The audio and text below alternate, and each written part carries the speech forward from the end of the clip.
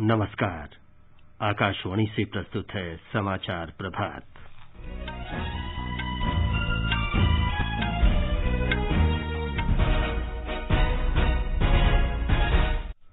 प्रधानमंत्री नरेंद्र मोदी ने बिम्स्टेक देशों से एकजुट होकर कोविड महामारी से निपटने का आह्वान किया।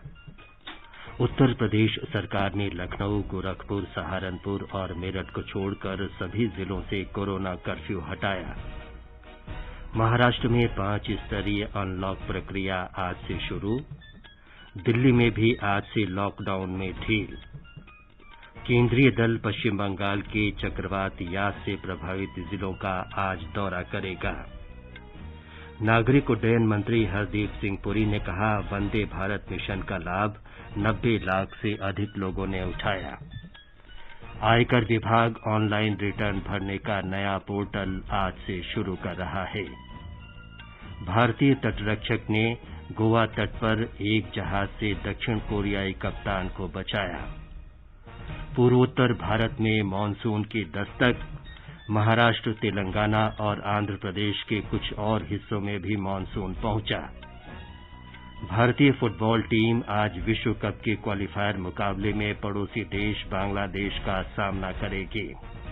और टेनिस में सेरेना विलियम्स फ्रेंच ओपन से बाहर, रॉजर फेडरर टूर्नामेंट से हटे।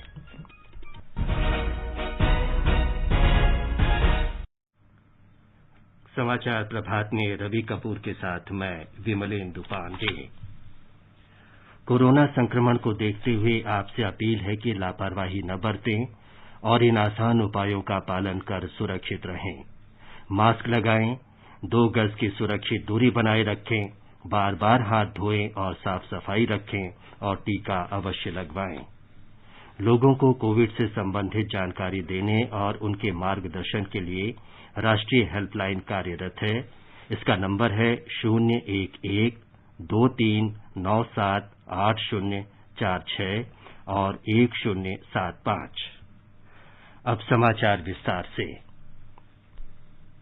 प्रधानमंत्री नरेंद्र मोदी ने महामारी के समय बंगाल की खाड़ी के निकटवर्ती देशों के समूह बिम्स्टेक के एकजुट होकर काम करने की आवश्यकता पर बल दिया है। कल बिम्स्टेक की स्थापना दिवस पर शुभकामनाएं देते हुए प्रधानमंत्री ने कहा कि बिम्स्टेक दिवस कोविड महामारी के कठिन दौर में मनाया जा रहा है। उन्होंने कहा कि ये अभूतपूर्व चुनौती है और हम सब के लिए परीक्षा की घड़ी है। प्रधानमंत्री ने बिम्स्टेक ढांचे के तहत हाल के वर्षों में क्षेत्रीय सहयोग में बढ़ोतरी पर संतोष व्यक्त किया। श्री मोदी ने परिवहन संपर्क के लिए बिम्स्टेक मास्टर प्लान और बिम्स्टेक चार्टर को अंतिम रूप देने सहित विभिन्न मोर्चों पर इस समूह की प्रगति की सराहना की। विदेश मंत्री डॉ सुब्रमण्यम जयशंकर ने भी बिम्स्टेक दिवस के अवसर पर बंगाल की खाड़ी के देशों के बीच सहयोग की व्यापक क्षमता के बारे में उल्लेख किया। उन्होंने कहा कि समूह ने दक्षिण और दक्षिण पूर्वी एशिया के बीच सहयोग का सेतु कायम करने और एक्ट ईस्ट तथा हिंद प्रशांत नीतियों पर अमल करने में भी मदद की है।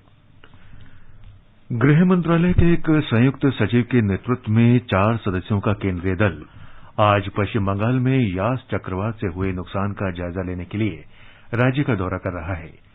ये दल पूर्वी मेदिनीपुर और दक्षिण 24 परगना जिलों में जाएगा। केंद्रीय दल जिला प्रशासन के अधिकारियों के साथ समीक्षा बैठक करेगा।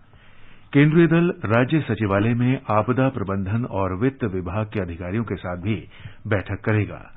ये दल गृह मंत्रालय को अपनी अंतिम रिपोर्ट सौंपेगा।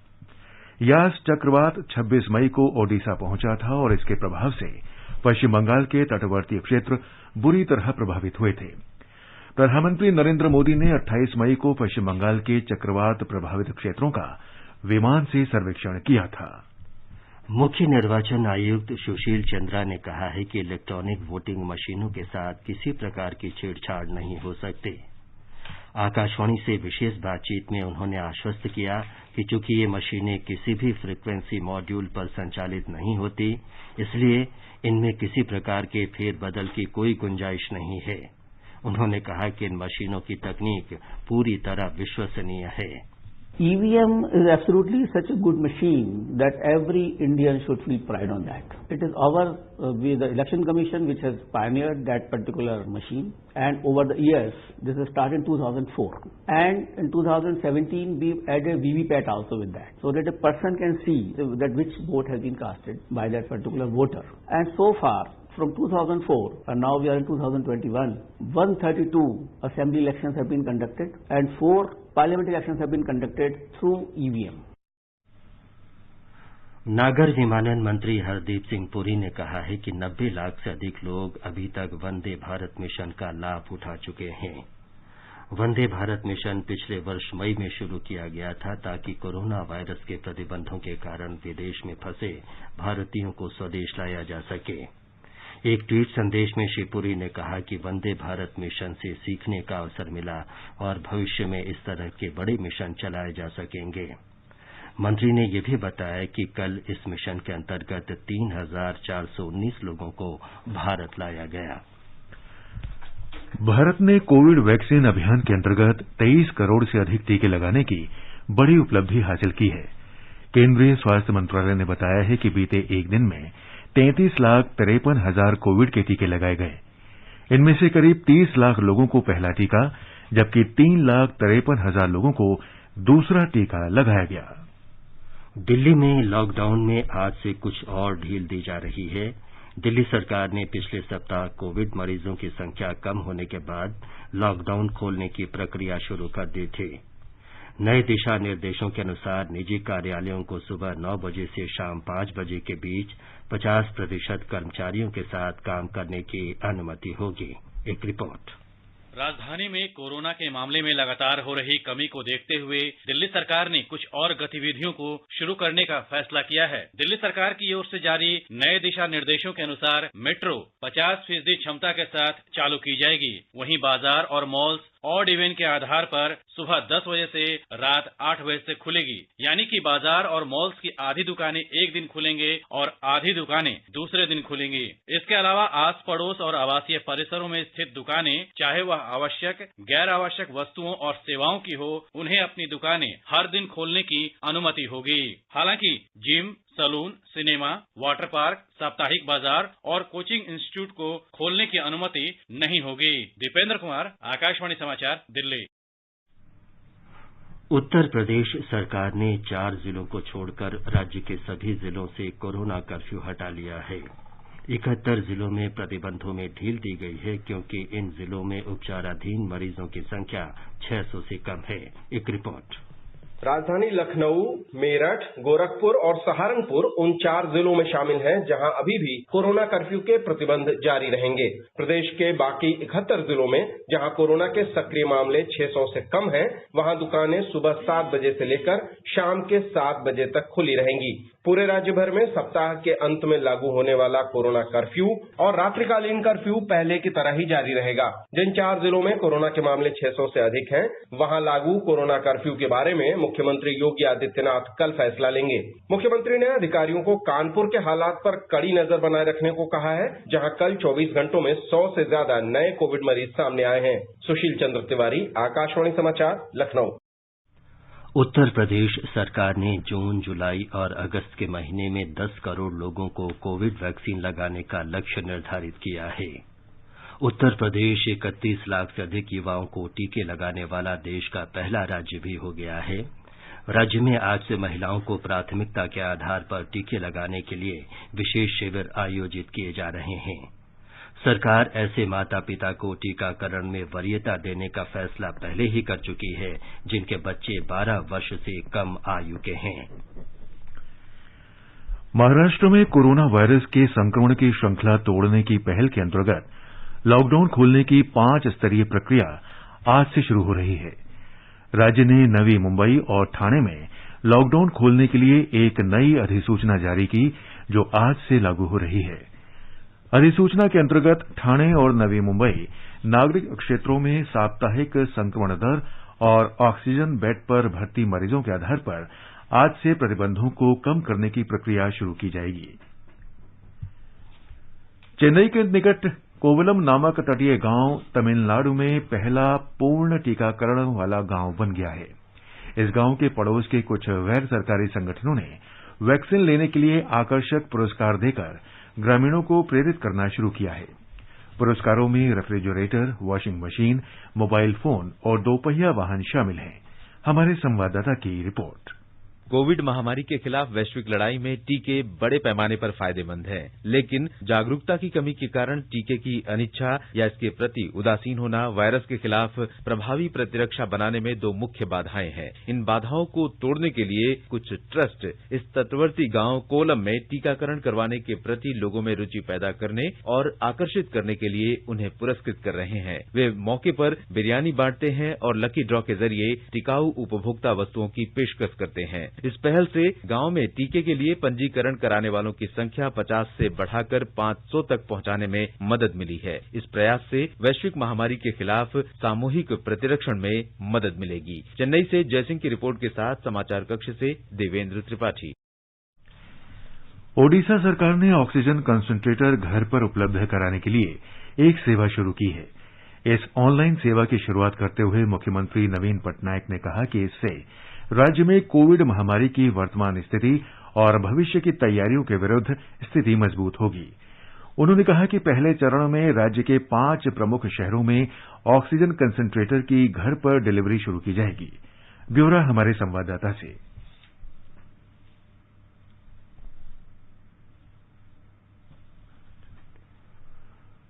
कोविड रोगियों की संख्या में धीरे धीरे कमी आने के साथ ही देश इस महामारी से मुक्त होने की ओर अग्रसर है।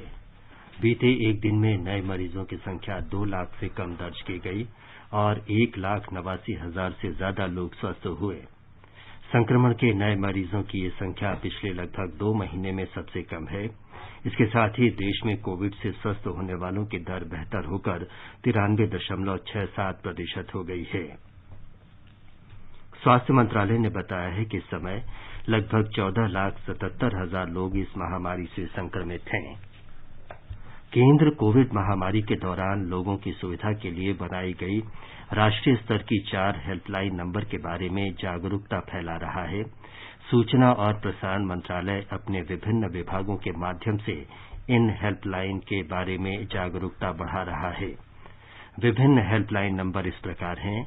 कोविड संबंधी सवालों के जवाब देने के लिए स्वास्थ्य और परिवार कल्याण मंत्रालय की हेल्पलाइन है 1075, महिला और बाल विकास मंत्रालय की चाइल्ड हेल्पलाइन 1098, वरिष्ठ नागरिकों के लिए सामाजिक न्याय और अधिकारिता मंत्रालय का हेल्पलाइन नंबर है 14567, मनोवैज्ञानिक सहायता के लिए राष्ट्रीय मानसिक स्वास्थ्य और तंत्रिका विज्ञान संस्थान निम्हांस का नंबर है 080461100007। रेलवे ने देश भर में 15 राज्यों को 26,281 टन तरल चिकित्सा ऑक्सीजन की आपूर्ति का रिकॉर्ड बनाया है। रेल मंत्रालय ने कहा है कि विभिन्न राज्यों को चिकित्सा ऑक्सीजन की आपूर्ति से राहत पहुंचाने की यात्रा निरंतर जारी है। अभी तक 376 ऑक्सीजन एक्सप्रेस अपनी यात्राएं पूरी कर चुकी हैं। रेलवे पश्चिम में हापा, बड़ौदा और मुंद्रा तथा पूर्व में दुर्गापुर, टाटानगर और अंगुल से ऑक्सीजन लेकर विभिन्न राज्यों को आपूर्ति करता है। ऑक्सीजन एक्सप्रेस की यात्रा 43 दिन पहले 24 अप्रैल को महाराष्ट्र में आपूर्ति करने से शुरू हुई थी। बिहार में 1 महीने का लॉकडाउन आज खत्म हो रहा है। मुख्यमंत्री नीतीश कुमार की अध्यक्षता में संकट प्रबंधन समूह की बैठक में आज इसे आगे बढ़ाने या छूट के बारे में निर्णय लिया जाएगा। लॉकडाउन को लेकर सभी जिलाधीशों से सुझाव मांगे गए हैं। इस बीच राज्य में कोविड से स्वस्थ होने की दर 98% से अधिक हो गई है, जबकि पॉजिटिव दर घटकर 1% से कम हो गई है और ये 0.84% है। तमिलनाडु के मुख्यमंत्री एमके स्टालिन ने चेन्नई के बाहरी इलाके में स्थित प्राणी उद्यान का दौरा किया, जहां कई एशियाई शेर कोविड से संक्रमित हो गए हैं। पिछले सोमवार को अरिगनार वन्य जीव पार्क में 9 वर्षीय शेरनी नीला की कोविड के कारण मौत हो गई थी। अधिकारियों ने 3 शेरों और 4 बाघों के नमूने बरेली के इज्जत नगर भारतीय पशु चिकित्सा अनुसंधान संस्थान को भेजे हैं। रूस के राष्ट्रपति व्लादिमीर पुतिन ने कहा है कि रूस कोविड के टीके की तकनीकी हस्तांतरित करने और विदेशों में उत्पादन बढ़ाने के लिए तैयार है। इससे पहले भारत में सरकारी अधिकारियों ने कहा था कि सीरम इंस्टीट्यूट ऑफ इंडिया को औषधि नियंत्रक से स्पुतनिक वी कोविड टीके के उत्पादन की प्रारंभिक अनुमति मिल रही है। अप्रैल 2021 से भारतीय कंपनी डॉक्टर रेड्डीज लैबोरेटरीज को स्पुतनिक वी की आपात स्थिति में निर्माण करने की अनुमति मिली थी। इसके अलावा पैन एशिया बायोटेक ने भी रूस के सॉवरेन वेल्थ फंड के सहयोग से भारत में स्पुतनिक वी का उत्पादन शुरू कर दिया है।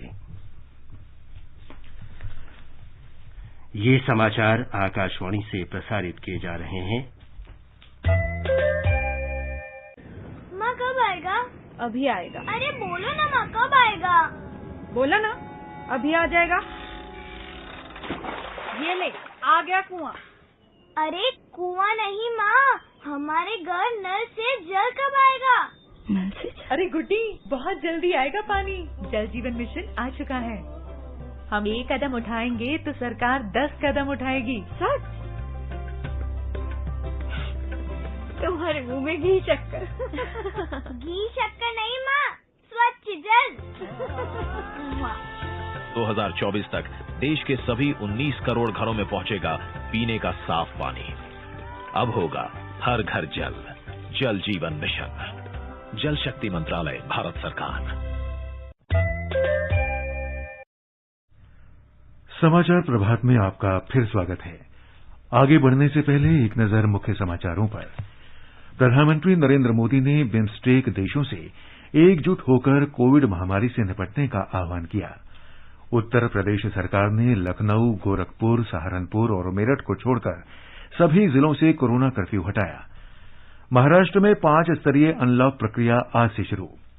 दिल्ली में भी आज से लॉकडाउन में ढील। केंद्रीय दल आज पश्चिम बंगाल के चक्रवात यास से प्रभावित जिलों का दौरा करेगा। नागरिक उड्डयन मंत्री हरदीप सिंह पुरी ने कहा, वंदे भारत मिशन का लाभ 90 लाख से अधिक लोगों ने उठाया। आयकर विभाग ऑनलाइन रिटर्न भरने का अपना नया पोर्टल आज से शुरू कर रहा है।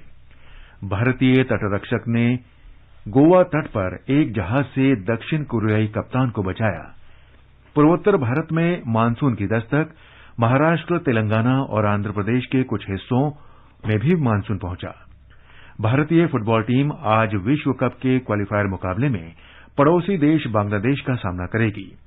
और टेनिस में सेरेना विलियम्स फ्रेंच ओपन से बाहर। रोजर फेडरर टूर्नामेंट से हटे। चलो मिलकर एक शुरुआत करें, चलो एक फैसला आज करें, मास्क नहीं तो टोकेंगे, कोरोना को रोकेंगे, चलो एक इरादा करते हैं, चलो कुछ वादा करते हैं, मास्क नहीं तो टोकेंगे, कोरोना को रोकेंगे। आयकर विभाग ऑनलाइन रिटर्न भरने का अपना नया पोर्टल www.incometax.gov.in आज से शुरू कर रहा है। ये पोर्टल करदाताओं को आधुनिक, सुविधाजनक और सुगम माध्यम प्रदान करेगा। ब्यौरा हमारे संवाददाता से। नए करदाताओं की आवश्यकता के अनुरूप तैयार किए गए इस पोर्टल से आयकर रिटर्न की तत्काल जांच हो जाएगी और करदाताओं को जल्दी वापस भुगतान हो सकेगा। करदाता को क्या क्या दस्तावेज और स्पष्टीकरण देने हैं, इसकी जानकारी एक ही डैशबोर्ड पर दर्शाई जाएगी। पोर्टल पर प्रश्न और उनके उत्तर देने की निःशुल्क सुविधा उपलब्ध होगी, जिससे करदाताओं को काफी सुविधा मिलेगी। नई कर भुगतान प्रणाली अग्रिम भुगतान की किस्त जमा करने की अंतिम तारीख 18 जून के बाद आरंभ की जाएगी, ताकि करदाताओं को कोई असुविधा न हो। करदाताओं को पोर्टल की विभिन्न विशेषताओं की जानकारी देने के लिए पोर्टल के बाद मोबाइल ऐप भी शुरू किया जाएगा। वित्त मंत्रालय के अनुसार करदाता अपने वेतन, आवास, संपत्ति, व्यवसाय और अन्य प्रकार की जानकारी पोर्टल पर दर्ज करा सकते हैं, जिसका आयकर रिटर्न भरने से पहले इस्तेमाल किया जा सकता है। भारतीय तटरक्षक बल आईसीजी ने गोवा से समुद्र वायु समन्वित चिकित्सा निकासी का सफलतापूर्वक संचालन किया है। आधिकारिक बयान के अनुसार maritime rescue coordination centre Mumbai को एक संदेश मिला कि MT-LM जहाज के मास्टर, एक 50 वर्षीय दक्षिण कोरियाई नागरिक, गंभीर सुस्ती, बाएं हाथ के पक्षाघात और निम्न रक्तचाप से पीड़ित थे। आईसीजी जहाज C-158 गोवा से रवाना हुआ। मरीज को तेजी से निकालने के लिए coast guard air enclave Goa से आईसीजी चेतक हेलीकॉप्टर को भेजा गया था। तेज मानसूनी हवाओं को चीरते हुए हेलीकॉप्टर पोत पर पहुंचा और मरीज को एयरलिफ्ट किया। मरीज को गोवा के वॉस्को के एक अस्पताल में स्थानांतरित कर दिया गया, जहां उसकी हालत स्थिर बताई जा रही है। लद्दाख में आकाशवाणी जीवन का हिस्सा है। आकाशवाणी लेह न केवल सूचना, मनोरंजन और शिक्षा का माध्यम है, बल्कि कई युवाओं को अपनी आजीविका अर्जित करने का अवसर भी प्रदान करने में मदद करता है। आकाशवाणी लेह लद्दाखी भाषा में सेवा देने वाला एकमात्र माध्यम है जिसकी अधिकतम पहुंच है। दुनिया को अपनी प्रतिभा दिखाने के लिए कई लोग आकाशवाणी लेह से जुड़े हैं। प्रस्तुत है आकाशवाणी लेह की स्वर्ण जयंती वर्ष के अवसर पर हमारी संवाददाता की ये रिपोर्ट। हाल तक लेह लद्दाख में लद्दाखी भाषा में मनोरंजन के लिए बहुत सीमित अवसर थे। भीषण ठंड और बंद सड़कें के कारण देश का यह हिस्सा लगभग आधे साल से कटा हुआ रहते हैं। ऐसी परिस्थिति में ऑल इंडिया रेडियो लेह एकमात्र माध्यम है जो प्रतिभाशाली लोगों को खुद को व्यक्त करने के लिए, मनोरंजन करने या किसी विशेष क्षेत्र में अपनी उत्कृष्टता साझा करने का अवसर देता है। लोबसंग डोलमा एक ऐसी प्रतिभाशाली गायकी है। उन्होंने श्रोताओं का मनोरंजन किया, दिल और आजीविका भी अर्जित की। वह अपनी स्कूली दिनों के दौरान आकाशवाणी लेह के साथ अपने अनुभव को याद करती है। जब मैं छोटी थी तब चिल्ड्रन प्रोग्राम्स में बहुत ज्यादा गाना गाया है मैंने। उसके बाद सनम मेलोंग डिग्रीम, जुनूगुने डिग्रीम, दत्ता नांगजीने डिग्रीम, ये सारे प्रोग्राम्स में मैंने अपने साथियों के साथ बहुत सारे गाने गाए हैं। तो इस मीडिया के माध्यम से मैं ऑल इंडिया रेडियो लेह को धन्यवाद बोलना चाहूंगी। आकाशवाणी लेह ने न केवल उन्हें मनोरंजन के लिए एक मंच दिया, बल्कि जीवन में आत्मविश्वास भी दिया। पुंसुक पोंगमो के साथ आकाशवाणी समाचार के लिए लेह से रमेश चंद्रा। प्रधानमंत्री नरेंद्र मोदी 27 जून को आकाशवाणी पर मन की बात कार्यक्रम में अपने विचार साझा करेंगे। ये मासिक रेडियो कार्यक्रम की 78वीं कड़ी होगी। प्रधानमंत्री ने कार्यक्रम की आगामी श्रृंखला में लोगों से उनके विचार आमंत्रित किए हैं। लोग नमो ऐप या माई गॉव ओपन फोरम में अपने विचार साझा कर सकते हैं। वे टोल फ्री नंबर 1800-117800 पर भी डायल कर सकते हैं और प्रधानमंत्री के लिए अपना संदेश हिंदी या अंग्रेजी में रिकॉर्ड कर सकते हैं। लोग 1922 पर मिस्ड कॉल भी दे सकते हैं और एसएमएस में प्राप्त लिंक का अनुसरण करके सीधे प्रधानमंत्री को अपने सुझाव दे सकते हैं। जाने माने फिल्म अभिनेता दिलीप कुमार को सांस लेने में तकलीफ की शिकायत के बाद कल मुंबई में खार स्थित हिंदुजा अस्पताल में भर्ती कराया गया। डॉक्टरों की टीम उनका उपचार कर रही है। दिलीप कुमार ऑक्सीजन सपोर्ट पर हैं। बताया गया है कि वे आईसीयू अथवा वेंटिलेटर पर नहीं हैं। डॉक्टरों ने कहा है कि 2-3 दिन में उनके स्वस्थ होने की संभावना है। विख्यात फिल्म निर्माता, पटकथा लेखक, उपन्यासकार, नाटककार, लघु कथाकार और पत्रकार ख्वाजा अहमद अब्बास की आज 107वीं जयंती है। फिल्म प्रभाग इस अवसर पर अपनी वेबसाइट पर एक biopic I have something to say K A. Abbas का प्रसारण करेगा। के.ए. अब्बास के नाम से मशहूर ख्वाजा अहमद अब्बास को धरती के लाल, 7 हिंदुस्तानी, परदेसी, शहर और सपना और 2 बूंद पानी जैसी पुरस्कार विजेता सामाजिक यथार्थवादी फिल्मों के निर्देशन के लिए जाना जाता है। भारत मौसम विज्ञान विभाग ने कहा है कि दक्षिण पश्चिम मानसून मध्य अरब सागर को पार करते हुए समूचे पूर्वोत्तर क्षेत्र सहित देश के अधिकांश हिस्सों में पहुंच गया है। मानसून महाराष्ट्र, तेलंगाना, आंध्र प्रदेश और बंगाल की खाड़ी के कुछ और हिस्सों में आगे बढ़ गया है। ये तमिलनाडु, कर्नाटक, सभी पूर्वोत्तर राज्यों और पश्चिम बंगाल तथा सिक्किम में हिमालय के निचले क्षेत्र में अधिकांश स्थानों पर पहुंच चुका है। दक्षिण पश्चिमी हवाओं के अधिक प्रभावी होने और पश्चिम बंगाल में हिमालय के निचले क्षेत्रों और निकटवर्ती स्थानों पर चक्रवाती क्षेत्र बनने के कारण अगले 4-5 दिनों में पूर्वोत्तर राज्यों और पूर्वी भारत में व्यापक वर्षा होने का अनुमान है। और अब खेल समाचार।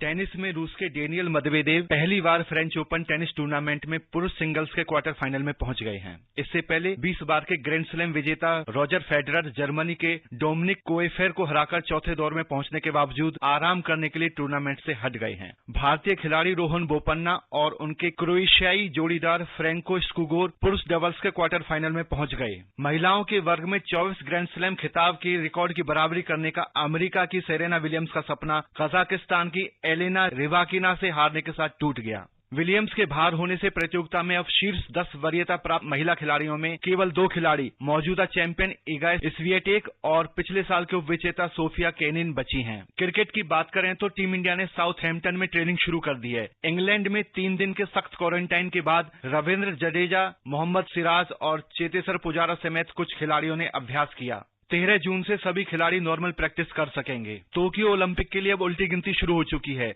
भारत के 100 खिलाड़ी अब तक 14 इवेंट के लिए ओलंपिक के लिए क्वालिफाई कर चुके हैं। इसमें 56 पुरुष और 44 महिलाएं शामिल हैं। एथलेटिक्स में 14 खिलाड़ी क्वालिफाई किए हैं। वेट लिफ्टिंग में भारत की मीराबाई चानू पदक की दावेदार हैं। इस बार देश के 15 निशानेबाजों की टीम ओलंपिक जा रही है। कुश्ती में भी 8 खिलाड़ियों का अब तक का सबसे बड़ा दल ओलंपिक जा रहा है। खेल खबरों के लिए श्रीराम शर्मा।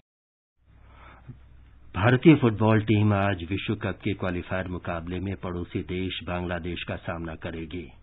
भारत की कोशिश होगी कि वो अपने ग्रुप में तीसरा स्थान हासिल कर ले, जिससे उसे एएफसी एशियाई कप 2023 क्वालीफायर के अंतिम दौर में जगह मिल सके। इसके लिए भारत को बांग्लादेश और अफगानिस्तान के साथ अपने मैच जीतने होंगे। भारत ने अभी तक कोई मैच नहीं जीता है। आधिकारिक रूप से भारत फीफा विश्व कप 2022 क्वालीफायर्स के तीसरे दौर के लिए पहले ही मुकाबले से बाहर हो गया है। ये समाचार हमारी वेबसाइट newsonair.com/hindi पर भी उपलब्ध हैं। और अभी अब बताएं कि आज के समाचार पत्रों में क्या विशेष है। विमलेंदु, आज से दिल्ली सहित कुछ राज्यों में लॉकडाउन में राहत अखबारों की बड़ी खबर है। नवभारत टाइम्स की सुर्खी है, आज से दिल्ली अनलॉक, एनसीआर में भी ढील। हिंदुस्तान का कहना है, दिल्ली में सम विषम, नोएडा और गाजियाबाद पूरी तरह अनलॉक। जनसत्ता की बड़ी सुर्खी है, कोरोना की दूसरी लहर उतार पर 62 दिन में कोरोना के सबसे कम मरीज। कल लगभग 1,01,000 नए मरीज सामने आए। आज से एम्स में बच्चों पर भारत बायोटेक के कोवैक्सीन टीके का परीक्षण शुरू होगा। दैनिक भास्कर लाख टके की बात शीर्षक से लिखता है, नए केस 4 लाख से गिरते हुए 1 लाख पर आए। वैज्ञानिक कह रहे, अनुशासन नहीं छोड़ा तो हम तीसरी लहर को रोक सकते हैं। दैनिक जागरण की खबर है, नीट और जेईई मेंस को नहीं किया जाएगा रद्द। केंद्रीय विश्वविद्यालयों में दाखिले की संयुक्त प्रवेश परीक्षा की तेज हुई प्रक्रिया। शिक्षा मंत्रालय का संकेत, अगले हफ्ते तक जारी होगा कार्यक्रम। स्कूली शिक्षा के 70 मानकों पर आधारित शिक्षा सूचकांक पीजीआई के जारी होने पर राजस्थान पत्रिका लिखता है, पंजाब और केरल समेत 5 राज्यों के स्कूलों को सर्वाधिक A++ रैंकिंग। इस बार कोई भी राज्य A+++ रैंकिंग तक नहीं पहुंचा।